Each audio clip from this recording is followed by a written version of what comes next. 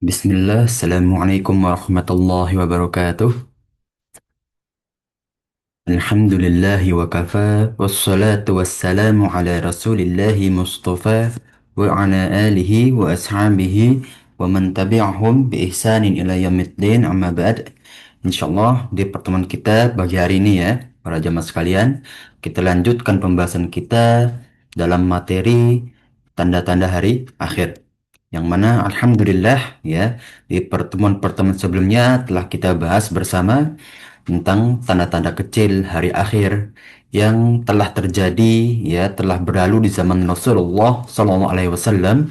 Kemudian ya berlanjut ke tanda-tanda sedang hari akhir yang mana ya telah kita bahas bersama juga di di mana tanda-tanda sedang tersebut ya sedang berlalu ya dari zaman para sahabat, bahkan ada dari zaman para Rasulullah SAW dengan fitnah-fitnah yang begitu besar ya sampai ke zaman kita sekarang, bahkan nanti sampai sebelum tanda-tanda hari akhir yang besar ya. Dan yang terakhir ya yang telah kita bahas bersama adalah tanda-tanda besar yang sebelumnya kita telah bahas tiga tanda besar dalam hari akhir ya, yaitu ketika ya lahirnya atau turunnya ya Imam Mahdi ya sebagai pembuka tanda hari akhir yang akan turun di kota Makkah ya, memimpin kaum muslimin selama 7 sampai 8 tahun ya. Nah, kemudian ya dilanjut dengan Al-Malhamatu Kubro ya, perperangan besar kaum muslimin melawan orang-orang Romawi di Konstantinia atau Bizantium ya. Nah, kemudian ya di pertemuan yang lalu telah kita selesaikan bersama ya tuntaskan bersama pembahasan kita yang ketiga yaitu ya Khurujud Dajjal ya, munculnya Dajjal ya yang muncul insyaallah ya bismillahi taala seperti kita lihat bersama dalam dalil-dalil sebelumnya akan muncul di Syam ya, yang akan ya menyebab fitnah di atas muka bumi kepada seluruh muka bumi kecuali Mekah dan Madinah selama 40 hari ya, yang mana ya hari pertama seperti setahun, hari kedua seperti satu bulan, hari ketiga seperti satu minggu, dan hari-hari setelahnya seperti hari-hari biasanya ya. Dan akan luluh lantah di hadapannya Nabi Isa alaihissalam ya. Maka dari itu ya kita masuk ke tanda keempat ya. Ini berurutan ya para jemaah sekalian. Jadi pertama itu kita lihat bagaimana Imam Mahdi dahulu. Ya, setelah Imam Mahdi turun ya, kemudian menaklukkan Konstantinopel dan juga Bizantium ya, kaum muslim memiliki kemerdekaan di atas muka bumi ya, walaupun dengan keadaan ya paceklik ya selama 3 tahun terakhir sebelum munculnya Dajjal ya. Maka di tahun terakhir dengan puncaknya paceklik ya, Dajjal turun ya seakan-akan membawa ya pertolongan dan rahmat ya, padahal itu adalah fitnah terbesar yang akan dirasakan kaum muslimin ya, terutama pada kaum ya hari akhir nanti. Ya, kita masuk terhadap ya nuzulu au khuruju ya Nabi Isa alaihissalam ya, turunnya atau munculnya ya Nabi kita ya Nabi Isa alaihissalam ya. Nah, bisa kita lihat ya, Nabi Isa ini adalah salah satu nabi yang diutus terhadap kaum atau Bani Israel ya, yang terdapat di Palestina awalnya ya. Kemudian Nabi Isa diimani sampai Syam, Yaman, Jaziratul Arab ya. Namun menjadi muncul pertanyaan, kenapa kalau kita lihat para jemaah sekalian, bangsa Arab itu nggak banyak rahib seperti di Syam dan juga Yaman ya. Kalau kita lihat awal ketika Nabi Muhammad ya, hijrah kedua kali ke Syam, ya rahib itu sangat banyak di jalan-jalan Syam, di pasar-pasar. Ya, bahkan ketika Nabi Muhammad berjalan, ada seorang rahib yang melihat ada tanda-tanda kerasulan pada Rasulullah yang waktu itu masih seumur 13 tahun. Ya, ini menunjukkan bahwa rahib itu lebih mudah ditemui di Syam, di daerah Syam daripada di Jaziratul Arab. Ya. Begitu pula terhadap ya daerah Yaman. Kita lihat ya,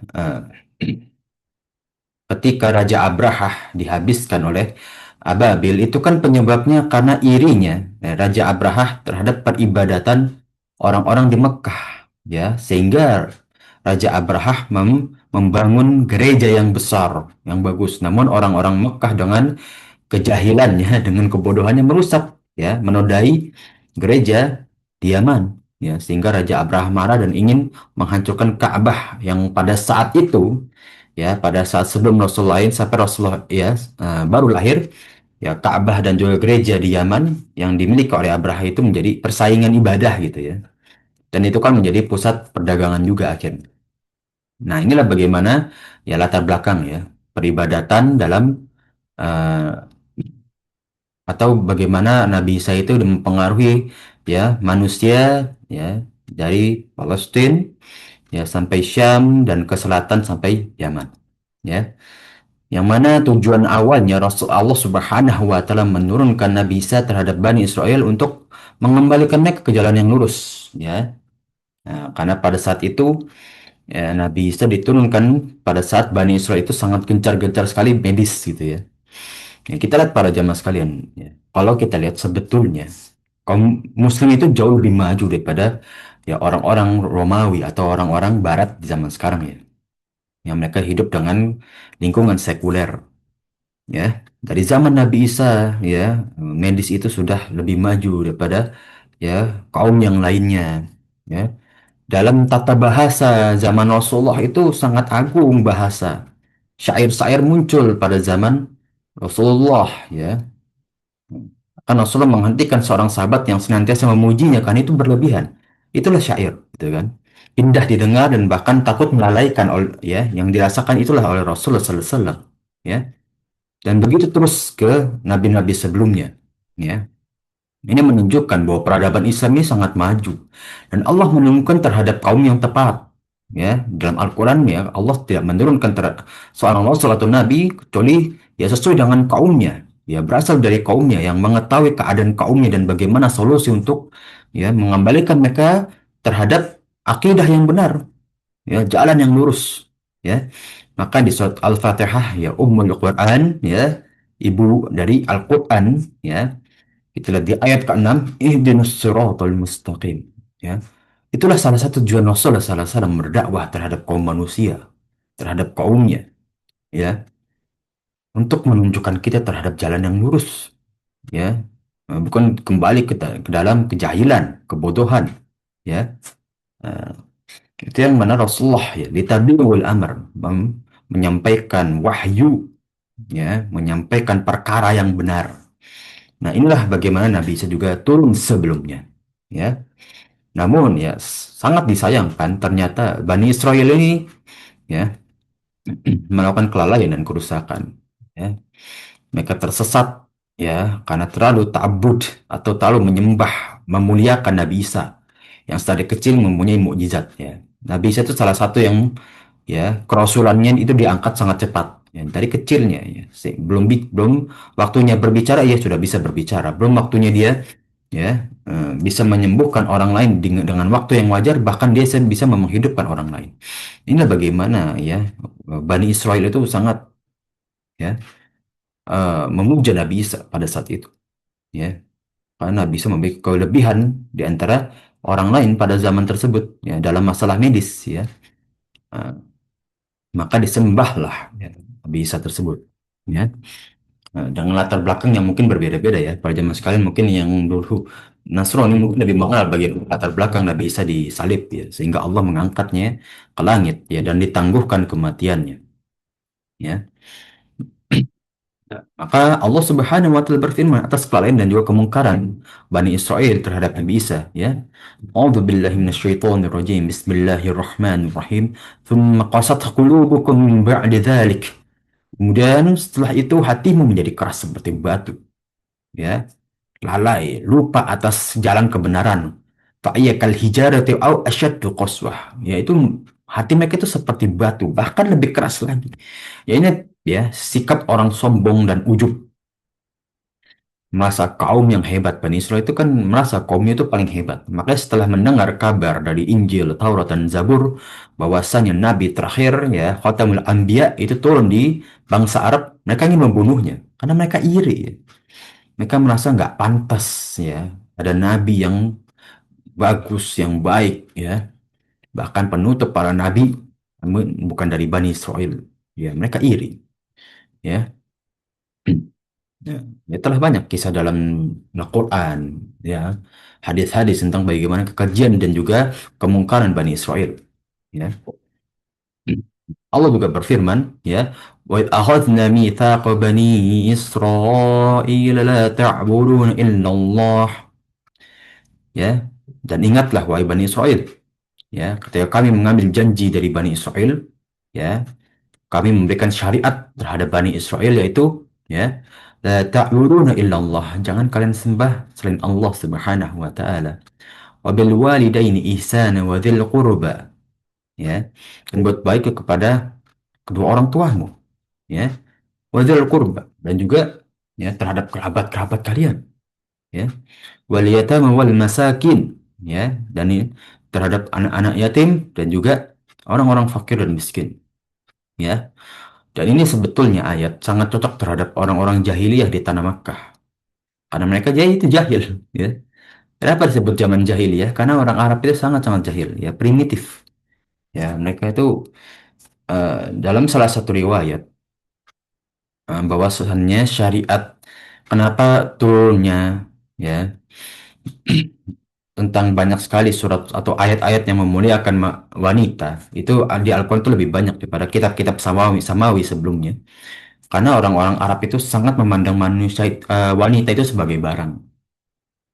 Ya, makanya dari kecil kalau dianggap terlalu banyak anak perempuan menjadi beban, ya, dan takut besar yang tidak menjadi wanita yang mulia dan suci di bangsa Arab, mereka tidak ingin, maka banyak yang membunuhnya kan, takut menjadi aib. Dan ketika besar pun, ya, ketika seorang lelaki menikahi perempuan itu bisa diwariskan terhadap anaknya. Ya, seperti barang gitu ya. Perempuan bisa diwariskan itu pada zaman jahiliyah. Dan itu yang akhirnya, ya, diganti dengan surat An-Nisa ayat 11, ya. Walidzakari mislu hazzul unsayain, dan lelaki itu dua kali lipat dari perempuan secara waris. Akhirnya wanita dimuliakan, ya, tetap dapat waris gitu, walaupun ya setengah dari bagian laki-laki. Ya, tapi tidak menjadi barang lagi kan. Itu sudah sesuatu yang mulia, ya. Wa qul linnasi husna, dan berkatalah terhadap manusia itu kebaikan-kebaikan. Wa aqimus shalah wa atuz zakah. Dan dirikanlah salat dan tunaikanlah zakat. Ya, thumma tawallaitum illa qalilan minkum wa antum mu'ridun. Ya. Nah, kemudian hanya sedikit dari kamu yang memenuhi janji tersebut. Dan sebagainya orang-orang yang berpaling. Naudzubillah min dzalik. Ya, jangan sampai kita seperti Bani Israel. Ya. Kaum yang paling banyak diturunkan Nabi itu Bani Israel. Tapi lihat, kaum yang paling banyak lalai dan menyebarkan kemukaan itu Bani Israel. Ya. Jadi ya mutiara ya tetap akan menjadi mutiara dimanapun berada. Dan kebusukan akan menjadi kebusukan walaupun terus-menerus di tempat yang baik. Itu Bani Israel. Ya. Maka selalu diberikan para nabi ya, karena kebusukan mereka. Ya. Jangan sampai ini terjadi terhadap kaumnya Nabi Muhammad. Ya. Kita ya, kaum paling lama ya, dibandingkan nabi-nabi sebelumnya. Ya. Dan kaum yang paling banyak fitnahnya ya, para jemaah sekalian. Ya, seperti fitnah Dajjal itu terjadi pada kaumnya Nabi Muhammad. Ya. Inilah bagaimana singgungan terhadap Bani Israel kembali, ya, menjadi kaumnya Nabi Isa, ya. Nah, kemudian bagaimana firman Allah menunjukkan kedustaan dan keengganan mereka kepada Nabi Isa, ya, ketika ia datang kepada mereka dengan kitab yang benar, ya, dengan wahyu Allah, Injil, ya, Afan, Taurat, ya.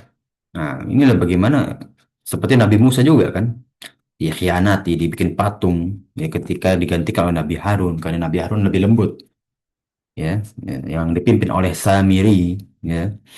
Ini bagaimana ya, Bani Israel akan selalu menjadi, ya, kaum yang mungkar, ya, kaum yang menyebar kekejian sampai zaman sekarang.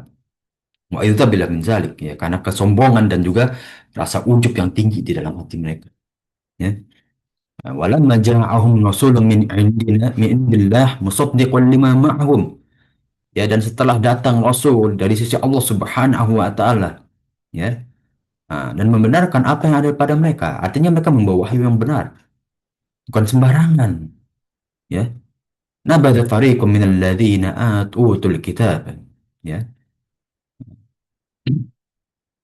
ya, dan sebagian mereka itu ya diberikan kitab Taurat, ya, yaitu kaumnya Nabi Isa Bani Israel, ya, kitabullahi wara'a zuhurihim, ya, melempar kitab ya Allah ke belakang punggung mereka. Akhirnya mereka nggak durhaka nih, udah tak kasih kitab yang benar, mereka malah melempar kitab atau Taurat tersebut ya seakan-akan tidak mempedulikan apa isinya, ya. Maka itulah mereka orang-orang yang ya maghdub, yang Allah murkai, ya. Mereka tahu itu kebenaran, tapi mereka acuh tak acuh gitu ya. Ka'annahum la ya'lamun. Seakan-akan mereka acuh tak acuh tidak ingin tahu ya bahwa itu adalah wahyu dari Allah Subhanahu wa taala. Ya, inilah bagaimana peringatan bagi kita. Ya. Kita belajar tafsir, fikih, sirah, akidah. Ini buat apa? Kita belajar kita baca Al-Quran, belajar Iqra sedari kecil, ya. Hanya untuk baca saja. Tujuan Allah dan Rasulnya ya menerima wahyu dan Allah menurunkan Al-Quran itu tujuannya buat apa? Masa hanya untuk dibaca, ya diamalkan dong isinya, ya. Itulah seyoknya kita ya ketika membaca Al-Quran, ya jangan cuma membaca aja. Ya ini biasanya orang tua ya ke anak-anak atau guru kepada anak-anak, ayo baca Quran, ya ayo kita ganti coba bahasa, ayo kita tadaburi Al-Quran, ayo kita lihat maknanya apa gitu. Ya ketika kita mungkin di kelas ya membahas ya ayat tematik ya atau materi sesuatu, ya sisipkanlah ayat-ayat dalam pembahasan tersebut, atau bahkan seharusnya ayat itu menjadi pembahasan, ya itulah seharusnya. Cuma di sekolah-sekolah ini tidak terjadi, ya mereka nggak hafal ayat, ya kandungannya nggak jelas, ya mereka mengamalkan nggak tahu dalilnya, akhirnya terdoktrin kita itu ngomong tanpa dalil gitu. Nauzubillah min dzalik. Dan itu terjadi dalam kitab-kitab PAI, ya. Saya melihat banyak sekali nggak menyantumkan dalil. Kenapa? Apa susahnya dalam Al-Quran itu sangat-sangat gamblang, mudah kok zaman sekarang. Tafsir di mana-mana. Apa sulitnya hanya menyantumkan satu dua ayat?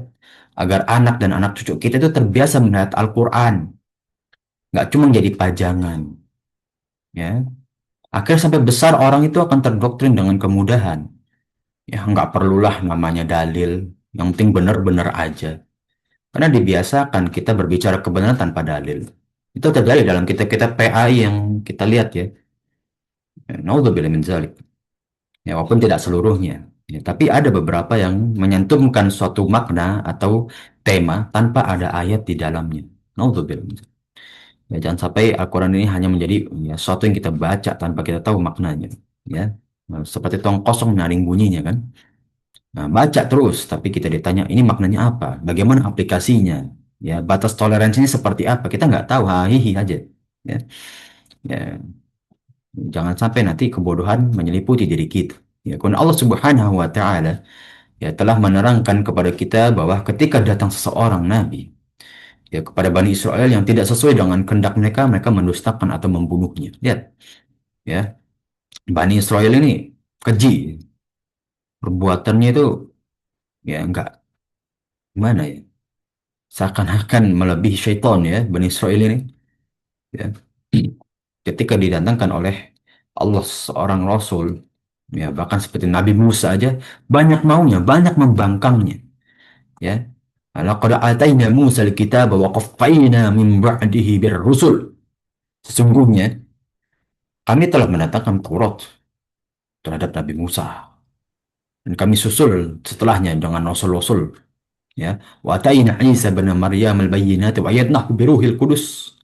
Dan telah kami berikan juga bukti-bukti kebenaran terhadap Nabi Isa, ya, putra Maryam, ya. Apa kullama ja'akum rasulun bima la tahwa anfusukum, ya.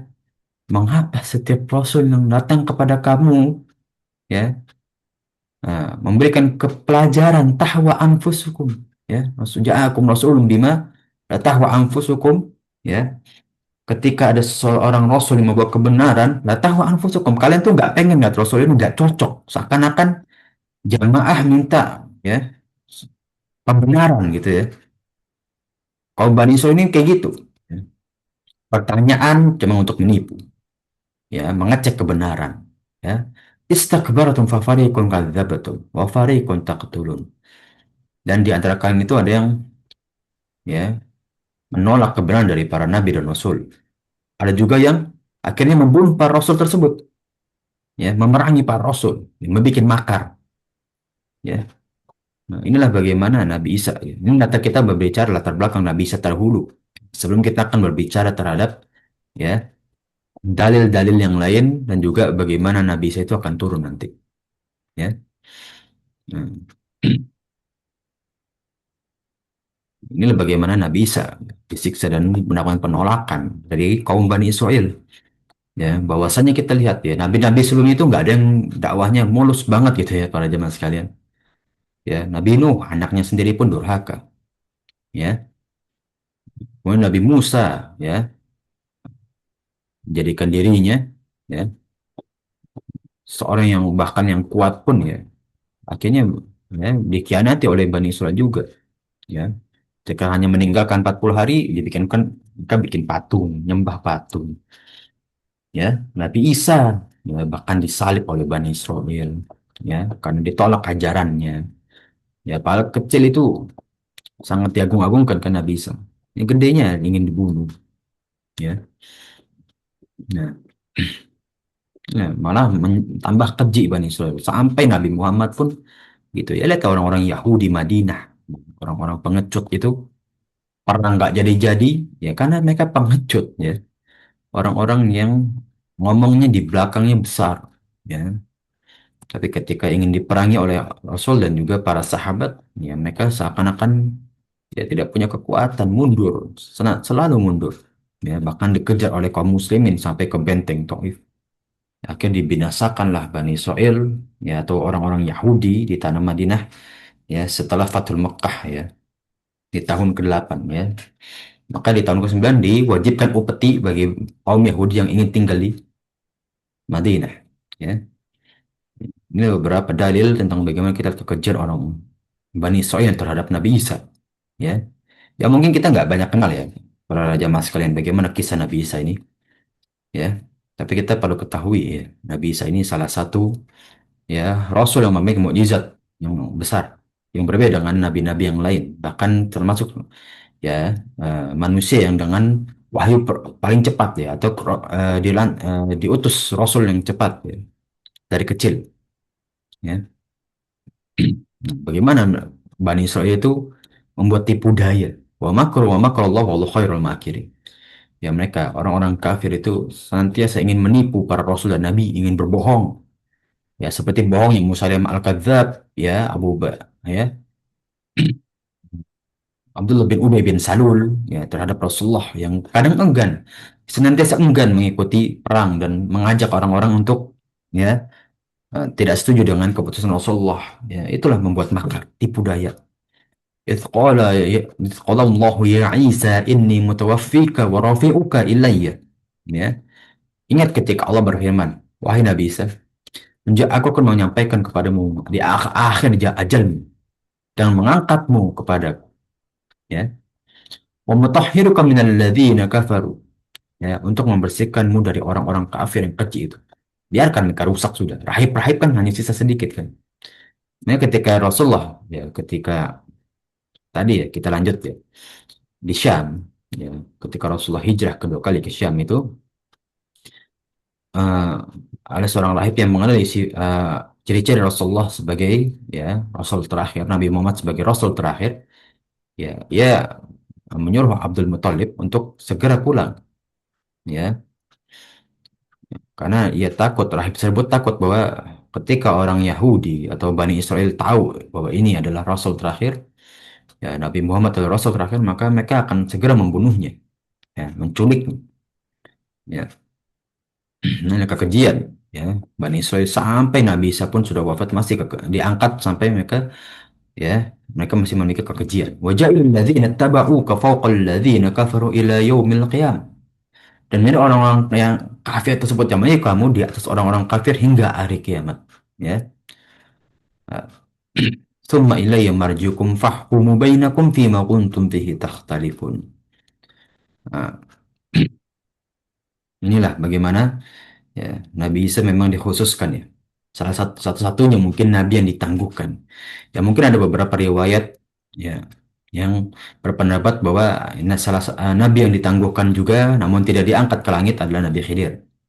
Ya, ditangguhkan ya sampai nanti hari akhir. Ya, namun itu belum ada riwayat yang sahih. Ya, tidak seperti Nabi Isa yang ya memang Allah ditangguh ya, memberitahukan bahwa ia ditangguhkan ya untuk ya membantu kaum Nabi Muhammad di hari akhir nanti. Ya, kalau Nabi Khidir kan masih spekulasi ya, tidak ada yang bisa menafsirkan dengan tepat ya, kecuali dari ijtihad para ulama ya, dari hadis-hadis ya. Ya, pada saat orang-orang Yahudi hendak membunuh dan menyalib Nabi Isa alaihissalam, ya, segala sarana yang Allah berikan agar mereka mendapatkan hidayah dan keimanan, mereka tolak congkak dan sombong. Inilah sikap Bani Israel. Allah sudah berikan segalanya buat Bani Israel. Dari zaman Nabi Musa sampai zaman Nabi Isa. Tapi mereka tetap mempertahankan sikap mereka dengan kecongkakan, keujuban, dengan sombongnya mereka. Ya, maka kita bisa lihat ya para jamaah sekalian, ya, sikap yang paling merusak orang dari hidayah adalah sombong. Orang kalau udah sombong, nggak bakal bisa dapat hidayah. Lihat tuh Bani Israel. Sombong. Dibicarakan kebenaran mereka tolak. Seakan-akan melempar Taurat ke dalam punggung, ke belakang punggung mereka. Ya, nah itu jangan sampai terjadi terhadap kita. Ya, kebenaran dari manapun akan datang. Walaupun orang yang kita pandang lebih rendah daripada kita. Ya, nah, taunya sebetulnya dia yang membawa kebenaran. Ya, nah ini terjadi ya pada zaman sekarang kita agak sedikit melenceng terhadap pembahasan. Banyak sekarang ya para jamaah yang sudah mengaji, merasa sekali mengaji sudah benar, walaupun hanya sedikit, baru sedikit gitu ya. Ketika mendapatkan suatu kebenaran atau berita dari kelompok yang lain, ya mereka langsung menolak, tidak melihat sisi kebenarannya. Ingat para jemaah sekalian, kebenaran bukan hanya orang yang didapat dari yang ngaji saja, ya. Jadi mereka punya ilmu yang tidak kita miliki, jangan kita pandang rendah para jemaah sekalian.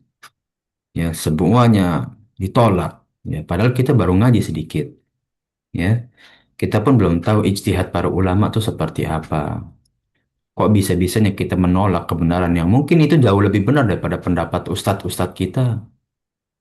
Ya, karena masalah ijtihadi ini luas para jamaah sekalian. Ketika orang punya dalil, lihat dari ijtihad para ulama sebelumnya, terima dahulu. Ya, kita jangan menyalahkan. Ketika kita nggak cocok dengan diri kita, minimal kita jangan salah. Karena kita nggak tahu itu benar atau tidak kan. Ya, ketika dia sampaikan dalil, oh itu benar sudah. Ya, sampaikan dalil dengan ijtihad yang benar, pendapat para ulama. Ya, walaupun bukan dari ustadz-ustadz kita, tapi kalau membawa kebenaran apa salahnya? Ya, itu para jamaah sekalian banyak yang saklek ya. Nah, ketika bukan dari ustadznya, ya oh ini salah kata ustadznya gini-gini. Tahu salah tuh dari mana para jamaah sekalian? Ya ulama aja ijtihad gitu ya. Berusaha mencari yang benar. Kok dia bisa menyalahkan sesuatu yang ulama aja nggak pasti membenarkan? Ya, makanya kalau kita lihat ya para jamaah sekalian dalam kitab-kitab fikih ya yang klasik ya. Biasanya kayak Ibnu Qudamah ya. Terus ulama-ulama fikih zaman pertengahan itu seperti ya yang bagus kayak Ibnu Qudamah ya, Ibnu Hajar al Asqalani. Ya kawan ke dalam ulama imam-imam kita di akhir abad ya. Syekh Soleh ya, Syekh Soleh Fauzan, Syekh bin Bas ya. Ketika mereka mengambil suatu pendapat tuh mereka berbicara seperti ini. Wa qalla rajih ya. Dan pendapat yang kuat, bukan yang benar. Rajih itu yang kuat ya. Pendapat yang kuat adalah pendapat misalkan ulama Imam Malik, ya. Itu misalkan pendapat dari ya ulama ya yang mazhabnya Hambali misalkan. Mereka tidak menyalahkan pendapat yang lain, tapi mereka mengambil pendapat yang menurut mereka kuat. Ya, kok bisa kita menyalahkan apa yang para ulama tidak salahkan? Itu menjadi koreksi bagi diri kita ya, para jamaah sekalian. Karena masalah fikih itu khilafiyah banyak sekali, ya. Nah, dan juga bagaimana kita lihat ya, tadi kita lanjut ada orang-orang ya Yahudi yang senantiasa ingin menyalib dan juga membunuh Nabi Isa. ya, sampai akhirnya ya wa qaulihim inna qatalna al-masih Isa bin Maryam Rasulullah. Dan mereka ketika berucap, sesungguhnya kami telah membunuh Nabi Isa, ya, putranya Maryam, ya, utusan Allah, wa ma qatalahu wa ma salabuhu, walakin subbiha lahu. Bahkan Allah aja udah memberitahukan terhadap umatnya Nabi Muhammad, ya. Mereka itu tidak membunuh, bahkan tidak menyalib Nabi Isa. Tapi mereka menyalib atau membunuh, ya, orang yang menyerupai Nabi Isa. Innal ladzina ikhtalafu fihi lafi syakkim minhu. Padahal mereka tidak membunuhnya dan tidak pula menyalibnya. Tapi mereka membunuh apa yang menyerupakan Nabi Isa. Sungguhnya mereka orang-orang berselisih paham tentang hal tersebut.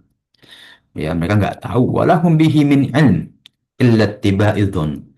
Mereka itu hanya taunya, ya, perkara-perkara yang mereka ambigu aja. Mereka siasati aja. Ini kayaknya nih, ya.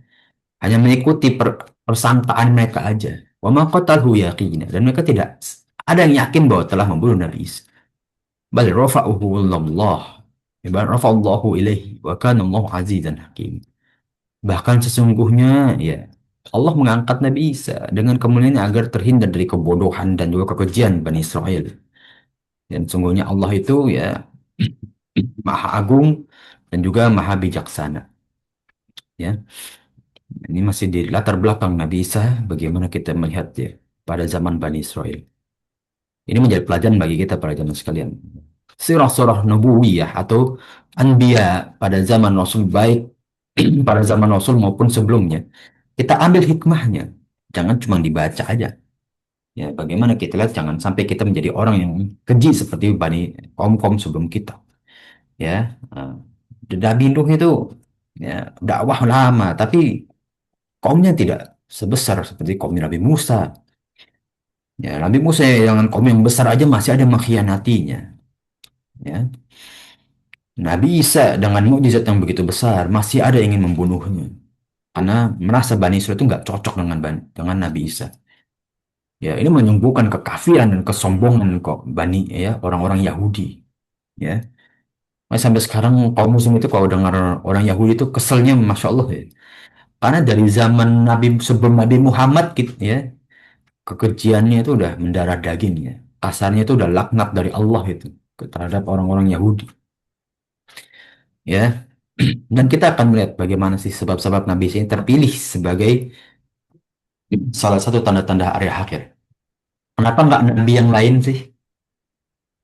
Ya, kenapa harus Nabi Isa? Muncul nggak pertanyaan pada jemaah sekalian? Ya, kenapa nggak Nabi Musa yang memiliki kekuatan lebih?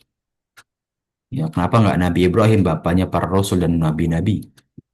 Kenapa nggak Nabi Nuh yang pengalamannya sudah begitu banyak? Kenapa nggak nabi-nabi yang lain? Ya, maka Imam Nawawi di sini akan membahas pemilihan Nabi Isa untuk kepentingan besar ini memiliki beberapa sebab. Meskipun rahasia itu tetap ada di sisi Allah. Ya, selain yang ijtihad para ulama, para zaman kita yakin aja Allah yang tahu hikmahnya. Ya, yang pertama, ya berbagai peristiwa besar yang akan terjadi di zaman sebelum hari kiamat, ya, terjadi harus ada sosok agung yang mempunyai karisma dan pengaruh tersendiri bagi seluruh manusia. Yaitu Nabi Isa. Ya, berbeda dengan Nabi Ibrahim, Nabi Musa, Nabi Nuh. Mereka udah punya perjuangan yang berat pada kaum mereka. Dan mereka itu sudah sampai akhir hayat mereka, sudah sampai masa tuanya mereka. Ya, Nabi Isa itu belum terlalu tua sudah mau disalib gitu kan. Jadi secara fisik Nabi Isa lebih kuat. Ya. Kemudian yang kedua, ketika peristiwa kiamat terjadi, orang-orang Nasrani adalah bangsa mayoritas. Dan inilah yang sahih menurut para hadis-hadis yang diambil oleh Imam Nawawi. Maka karena itu, sebelum hari akhir terjadi, hari kiamat terjadi, Allah berkehendak menundukkan mereka semua. Ya, seperti tadi yang kita sebutkan pada zaman sekalian, orang-orang Romawi itu atau Nasrani yang nanti mayoritas, mereka kan sangat mengagungkan Nabi Isa kan. Ya, dan itu biar agama mereka itu tunduk. Ya, mau beriman, ya diturunkan Nabi Isa. Yang dari dahulu mereka agung-agungkan. Lihat bagaimana kebenaran di mata ya Nabi Isa yang sesungguhnya. Yang mereka dahulu sembah-sembah. Ada Tuhan Bapak, Tuhan Ibu, Tuhan Anak, saya nggak tahu ya. Nah, tapi itulah ya kita sebetulnya yang benar gimana sih? Ya yang selama ini mereka sembah, coba tunjukkan kebenaran ya di sisi yang Nabi Isa alaihissalam. Ya, Allah juga ingin menunjukkan kedustaan, kepalsuan dan apa yang mereka adakan di atas nama Allah terhadap Nabi Isa. Ya, Hmm. Bahwa ia adalah penebus dosa dan anaknya Allah. Inilah ya agar diturunkan Nabi Isa, jelaskan yang benar itu seperti apa. Bahwa Nabi Isa itu bukan anaknya Allah. Ya, inilah bagaimana bisa ya untuk mendustakan kekejian orang-orang Nasrani. Ya, yang mana mereka ya mematahkan ya Nabi Isa nanti akan mematahkan salib-salib mereka, membunuh babi dan juga menghapuskan jizyah ya atau peti pajak. Ya, dia hanya akan menerima Islam karena dunia hanya akan berakhir dengan kebenaran yang terwujud dan agama Islam yang terdiri dari Allah Subhanahu wa taala. Ya, dalam surat Al-Maidah ayat ketiga pun ya laqad akmaltu lakum dinakum wa atmamtu alaikum ni'mati wa raditu lakum Islam madinah. Dan Nabi Isa termasuk dari ayat ini. Ya, ketika Rasulullah menyampaikan bahwa ya telah sempurna agama Islam ini pada saat Fatul Makkah. Dan aku ya dan aku ridho. Ya. Allah hanya ridho terhadap agama Islam. Ya. Kemudian ya Allah juga berfirman, "Huwallazi arsal rasulahu bil huda wa dinil haqq." Dia yang mengutus rasulnya dan membawa petunjuk kebenaran. Ya. Liyuzhirahu ala dinni kullihi walau karihal musyrikun. Agar membedakan antara kebenaran dari segala agama yang ada. Mana agama yang benar sesungguhnya? Walaupun orang-orang musyrik itu benci hal tersebut. Ya. Makanya orang musyrik itu senang ya. Ketika orang-orang liberal Islam itu, ya semua agama itu sama. Ya, karena agama Islam itu ya hakikatnya adalah rahmatan lil alamin. Berarti seluruh manusia yang mempunyai sifat rahmatan lil alamin adalah seorang muslim. Ya. Ah, bukan sholat dan juga puasa identitas seorang muslim. Bukan kedua kalimat syahadat yang menjadikan seseorang menjadi Islam. Tidak. Tapi ketika seseorang memiliki sifat rahmatan lil alamin, mempunyai sifat kasih sayang terhadap orang-orang di sekitarnya, maka itulah seorang muslim. Akhirnya mereka senang kan? Seakan-akan mereka itu menjadi orang muslim gitu. Tidak. Ya. Sesungguhnya kalimat-kalimat yang dibenci orang musyrik itulah yang menjadikan muslim yang sesungguhnya. Ya. Surga hanya milik orang-orang beriman. Ya. Kekafiran menuju ke neraka. Ya. Yang ketiga, Nabi Isa diangkat oleh Allah Subhanahu wa taala karena kezaliman yang diterima oleh Bani Israil. Ya. Nah, mereka menjatuhkan hukuman mati dan salib kepadanya sehingga Allah mengangkatnya ke sisinya dan menyerupakan seorang pengkhianat dan pengikut setianya dengan wajahnya. Mereka pun melaksanakan hukuman mati terhadap peniru tersebut. Ya. Ya Allah ingin memuliakan Nabi Isa agar tidak mati dengan cara tersebut. Ya. Akhirnya Nabi Isa memiliki tugas lain. Ya. Yaitu membunuh Dajjal dan juga ya membunuh Ya'juj dan Ma'juj. Ya. Inilah bagaimana Allah ingin memuliakan Nabi Isa tidak seperti ya Nabi yang lain mungkin dengan keadaan yang bijaksana atau dalam keadaan yang mulia meninggalnya. Tetapi Allah ya tidak ingin melihat Nabi Isa ya, wafat dengan keadaan seperti itu. Ya, maka diangkatlah Nabi Isa ya digantikan dengan seseorang yang mirip dengan dirinya. Ya. Kemudian yang keempat, Allah hendak mematahkan klaim, ya, atau Allah tuh ingin melihat, ya, memberikan kebenaran, ya, terhadap kepalsuan, cerita bohong, klaim kedustaan orang-orang Yahudi atas Nabi Isa, ya, agar mereka tahu, ya, sampai nanti hari akhir kebenaran itu seperti apa. Karena agama Nabi Isa ini kan sampai sekarang yang cukup besar ya, para jemaah sekalian. Kalau kita lihat secara jumlah, ya orang-orang Nasrani itu sekitar 2,2 miliar. Kita Muslim itu ya 2 miliaran juga, ya, tapi di bawahnya sedikit. Ya, yang benar nanti sebenarnya Nabi Isa ya mematahkan ya sugesti atau argumen-argumen kebohongan mereka, ya, dan memerangi orang-orang yang berdusta atas nama Allah Subhanahu wa taala terhadap ya termasuk juga ya kepada Nabi Isa. Ya, mereka berbohong bahwa Nabi Isa adalah anak Allah, ya, dan lain sebagainya. ya. Dan mereka pun juga menyelewengkan isi Taurat, ya, menolak dakwah para nabi dan rasul sebelumnya, ya, dan akhirnya menetapkan bahwa kebenaran hanyalah, ya, di sisi agama Islam, ya. Bahkan Nabi Isa pun itu termasuk dari kaum Nabi Muhammad nanti di hari akhir, ya, bukan menjadi ya nabi sendiri, ya, membawa kaum tidak, tapi mengikuti ya kaumnya dan syariat Nabi Muhammad, ya, sholat seperti sholatnya kaumnya Nabi Muhammad, ya. Ah, puasa seperti ya puasanya umatnya Nabi Muhammad, ya. Jadi mutlak, ya, membawa kebenaran, dan sampai hari akhir kebenaran hanyalah milik, ya, syariat yang dibawa oleh Nabi Muhammad Sallallahu Alaihi Wasallam. Ya, kemudian yang kelima, Allah Subhanahu Wa Taala berfirman, "Minha khalaqnakum wa fiha nu'idukum wa minha nukhrijukum taratan ukhra." Ya, dari bumi, ya, itulah kami menciptakan kalian, dan kepadanya kami akan mengembalikan kalian.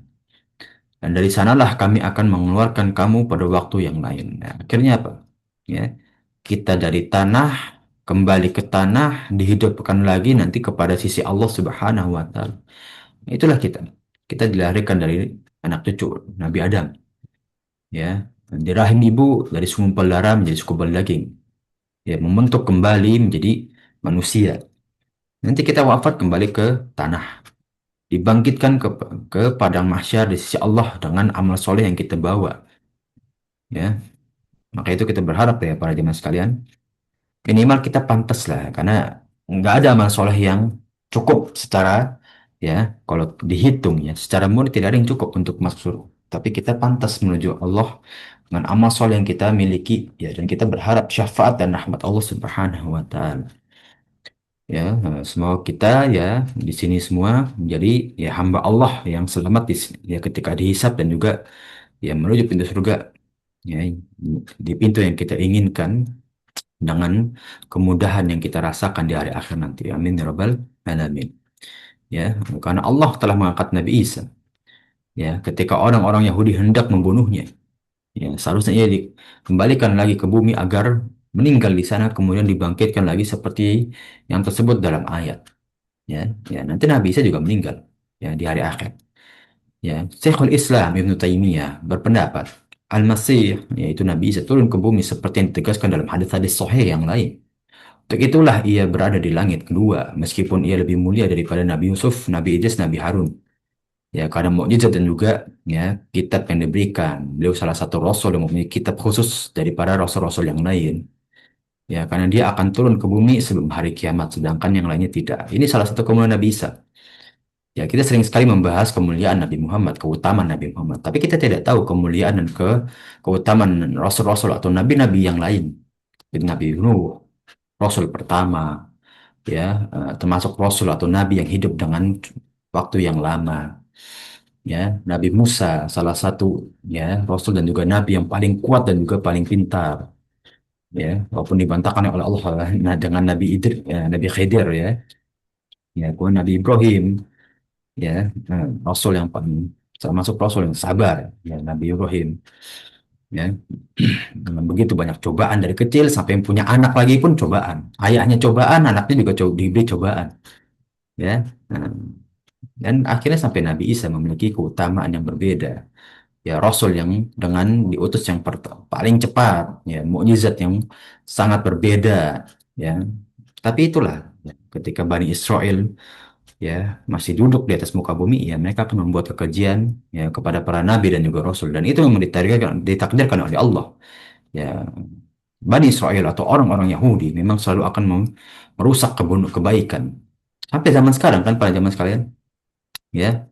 Ya, Ana yakin bahwa ya peradaban sekuler, sikap-sikap sekuler itu ya yang merusak ya syariat Islam seperti aurat, ya, kemudian hobi-hobi yang membuat kerusakan terhadap atau menjadikan lalai bagi kaum muslimin, ya, itu dibuat oleh orang-orang Yahudi agar Islam itu semakin tersingkirkan syariatnya, ya, semakin terasa tidak relevan terhadap perkembangan zaman, ya, karena perkembangan zaman ya seperti mengikuti keinginan orang-orang Yahudi yang ingin merusak ya syariat Islam, ya, sehingga kita jauh dari ya Al-Quran juga hadis, ya, wa min zalik. Ya, itulah bagaimana terbelakang Nabi Isa, ya, keutamaan yang dimiliki Nabi Isa, ya. Nanti kita akan bahas ya dalil-dalil ya Nabi Isa dan juga dari hadis ya, dari aku dan juga hadis tentang Nabi Isa alaihissalam. Ya, wallahu alam bisawab ya. Nah, itu mungkin kita lihat ya para jemaah sekalian ya. Nah, nanti ada beberapa ayat dan juga hadis yang kita akan bahas bersama ya. Nah, bagaimana apa sih ya poin-poin yang di Nabi Isa ya. Ketika hari akhir nanti maupun ketika Nabi Isa diutus menjadi Rasul ya pada zaman sebelum Rasulullah SAW ya. Allahu alam bishawab ya. Nah, mungkin ini yang bisa kita bahas bersama ya para jemaah sekalian, mungkin tafadhol dari para jemaah sekalian ada yang ingin ditanyakan atau ingin disampaikan ya. Nah, tafadhol silahkan ya sebelum kita akhiri pertemuan kita pada pagi ini ya para jemaah sekalian. Itu insya Allah sudah cukup ya para jemaah sekalian ya. Nah, bila sudah Ustadz, ya. eh, Assalamualaikum warahmatullahi wabarakatuh. Waalaikumsalam Ustadz, warahmatullahi wabarakatuh. ini sedikit tapi mungkin ada hubungannya, tapi juga bisa jadi tidak.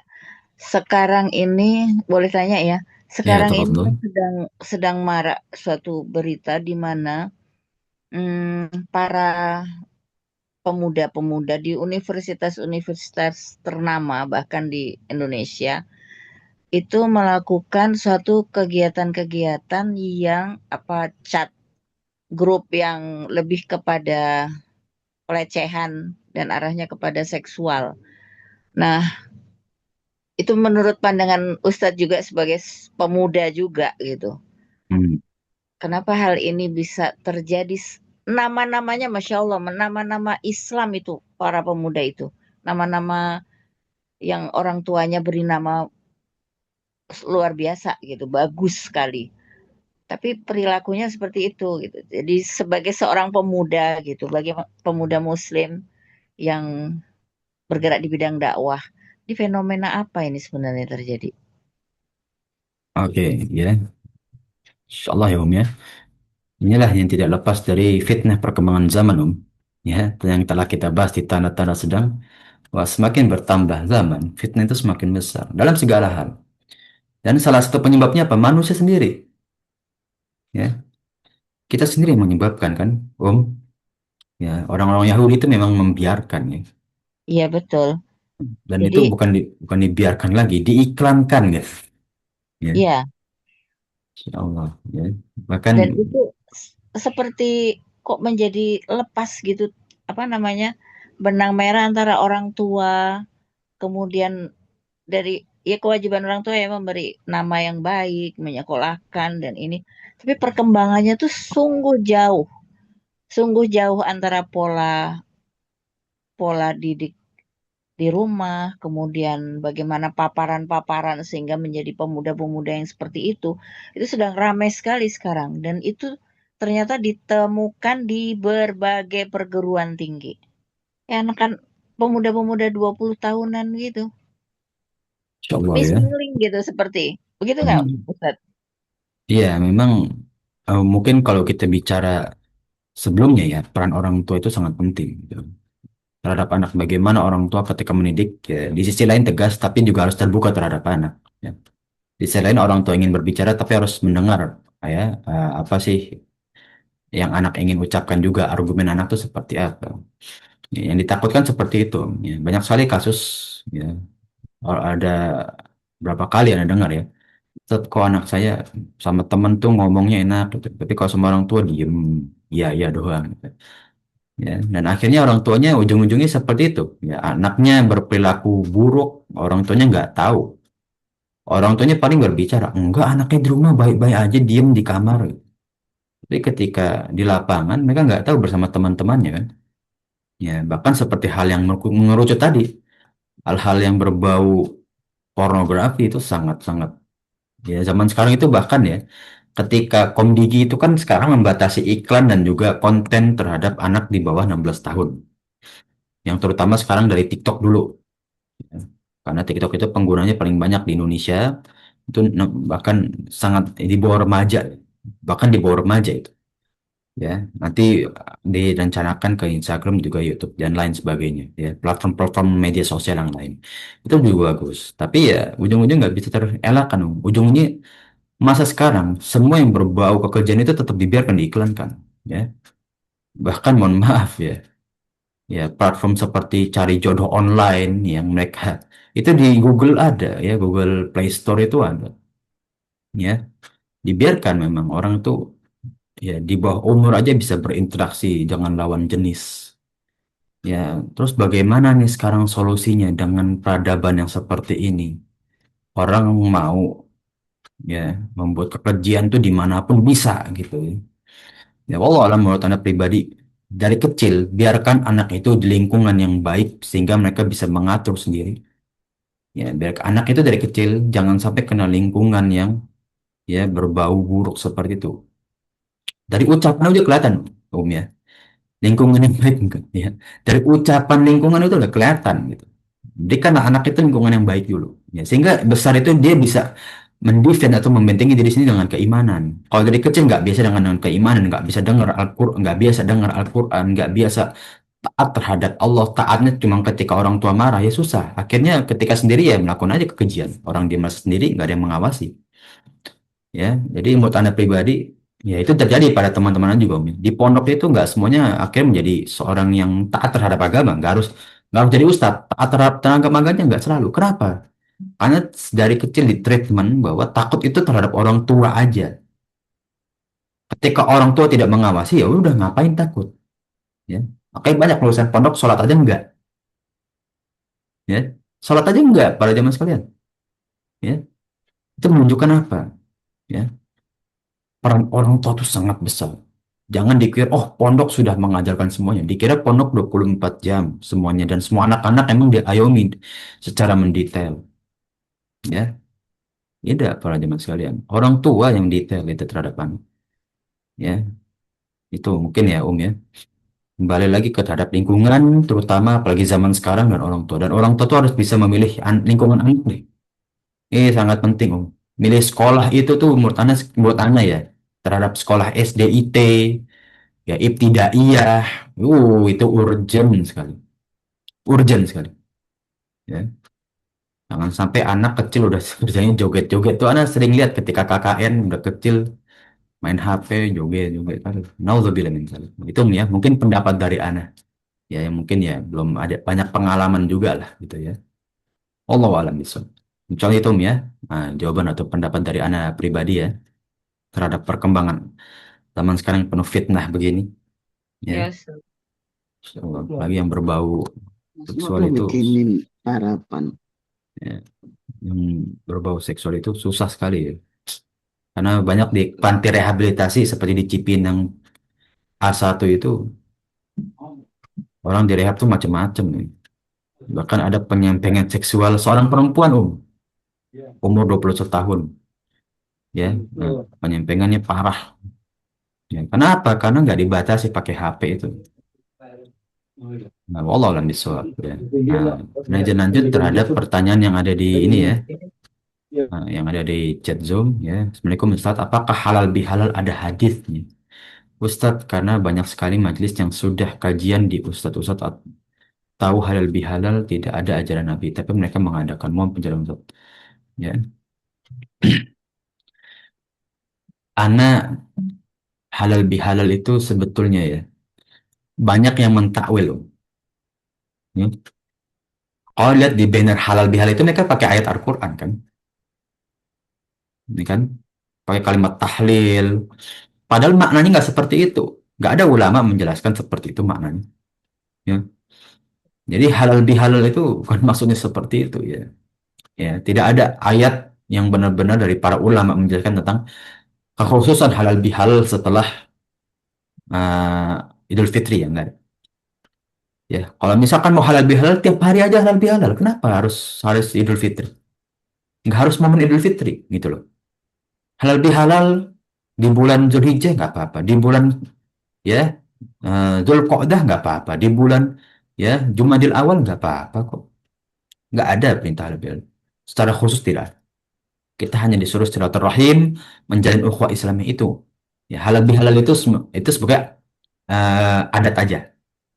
Ya, kalau dalilnya mereka itu mentakwil, ya, mentakwil, ditakwil. Takwil itu merubah makna ayat, ya, merubah makna ayat. Jadi mereka pakai ayat, oh halal bihalal itu, ya, tapi mereka merubah, ya, menjadikan itu seakan-akan itu khusus ayat itu khusus untuk halal bihalal.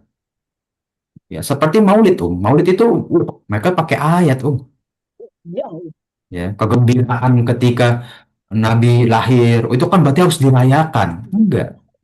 Rasul itu lahir karena kita gembira wahyunya, bukan dia lahirnya. Kita jadikan itu adat untuk dirayakan. Ya. Jadi secara khusus umumnya tidak ada. Ya. Nah, jadi itu ya dalil yang mereka sebut itu ditakwil loh. Ya. Kalau secara makna sih nggak seperti itu. Ya, mereka menambahkan makna. Ya. Kalaupun ada, seharusnya dari zaman Rasul itu udah ada halal bihalal loh. Ada hadisnya Rasul halal bihalal secara soreh ya. Secara jelas nih ibadahnya memang halal bihalal. Nggak ada. Kamu cari di Saudi deh, ada nggak halal bihalal? Nggak ada. Artinya apa? Ya, di negara-negara tetangga halal bihalal mana ada? Ya, karena di Indonesia itu adatnya kenceng dan mereka sambungkan seluruh ayat-ayat itu untuk mendukung adat itu loh. Ya, jadi mereka menjadikan adat yang secara sumbu dengan ayat gitu. Ya, mereka paksakan lah. Ya, soalnya terjawab Om ya, pertanyaan tersebut Ya, ya Om ya. jazakallah khair Ustaz. Jazakillah khairan ya. Semoga membantu ya untuk kita bisa memfilter ya. Nggak semua disampaikan ayat, mereka menyampaikan dengan benar gitu. Ya seakan-akan kita membaca tafsir ya, jangan sampai Ihya Ulumuddin yang kita baca gitu. Kita membaca tafsir seperti Ibnu Katsir yang jelas maknanya dan juga mereka telah memfilter dari para ulama ya yang lain. Allah alam bisawab. Gitu Om ya. Tafadhol mungkin dari umat yang atau jamaah yang lain ingin bertanya atau ingin ada yang disampaikan. Ya, sebelum kita tutup pertemuan kita pada pagi hari ini ya, para jamaah sekalian. Ya, insya Allah kalau sudah cukup ya, kita akhiri pertemuan kita pada pagi hari ini ya. Memang insya Allah ilmu kita tempuh menjadi amal jariah kita di sisi Allah Subhanahu wa Ta'ala dan menjadi pemberat amal soleh kita di hari akhir. Amin ya Rabbal Alamin. Amin. Ya Rabbal Dan Alamin. insya Allah kita bisa bertemu dengan umatnya Rasulullah dengan keadaan dosa-dosa kita telah diampuni, amal soleh kita dilipat gandakan dan menuju pintu surga bersama keluarga kita bersama dengan derajat yang setinggi-tingginya. Amin ya Rabbal Alamin. Ya. Ya Rabbal Alamin. Nah, astaghfi, Ana minta maaf bila kekurangan atau keliru dari kita yang bahas bersama atau ucapan yang kurang berkenan di sisi para jamaah sekalian. Ya, sekali lagi Ana minta maaf sebesar-besarnya ya. Nah, jazakumullah khairan barakallahu fikum tatim. Ya, kita tutup dengan doa kafaratul majlis. Subhanakallahumma wa bihamdika asyhadu an la ilaha illa anta astaghfiruka wa atubu ilaik. Baik. Terima kasih Ustaz. Barakallahu fikum Ustaz. Assalamualaikum. Waalaikumsalam warahmatullahi wabarakatuh. Ya, tafadhol bagi para jemaah sekalian yang ingin live Zoom ya atau yang meninggalkan Zoom tafadhol. Barakallahu fik Ustaz. Fi amanillah Ustaz. Sehat-sehat Ustaz. Amin, amin, Om ya. Dan juga pribadi izin pamit ya, para jemaah sekalian. Assalamualaikum warahmatullahi wabarakatuh. Waalaikumsalam warahmatullahi wabarakatuh.